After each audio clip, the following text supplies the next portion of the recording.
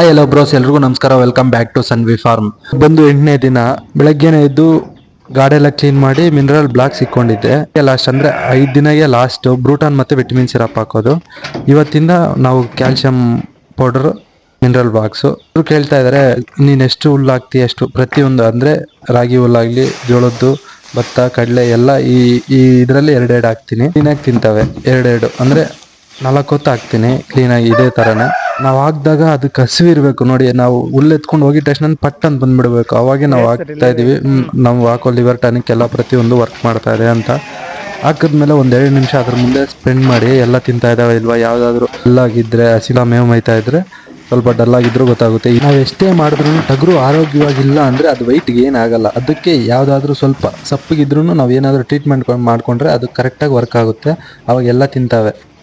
ಇದು ಬಂದು ನೋಡಿ, ಬ್ರೂಟಾನ್ಗೆ ವಿಟಮಿನ್ ಸಿರಪ್ಗೆ ಅಭ್ಯಾಸ ಆಗಿದೆ. ಬ್ರೂಟಾನ್ ಫುಲ್ ಸ್ಪೀಡ್ ಇರುತ್ತಲ್ಲ, ಅದಕ್ಕೆ ಬಂದು ನೋಡ್ತಾ ಇದೆ. ಅದಕ್ಕೂ ಮೇವು ಹಾಕಿ ನೀರಿಟ್ಟು ಪ್ರತಿ ವಾರ ನಡೆಯೋ ಪೇರೆಸಂದ್ರ ಸಂತೆಗೆ ಬಂದಿದ್ದೀನಿ, ಕುರಿ ಮತ್ತೆ ಮೇಗೆ ಸಂತೆಗೆ. ಏನಾದ್ರು ಆದ್ರೆ ಇನ್ನ ಮಿಕ್ಕಿರೋ ಶೆಡ್ಗೂ ಹಾಕೋಣ ಅಂತ. ಪರವಾಗಿಲ್ಲ, ವ್ಯಾಪಾರ ಏನೋ ಜೋರಾಗೆ ನಡೀತಾ ಇದೆ.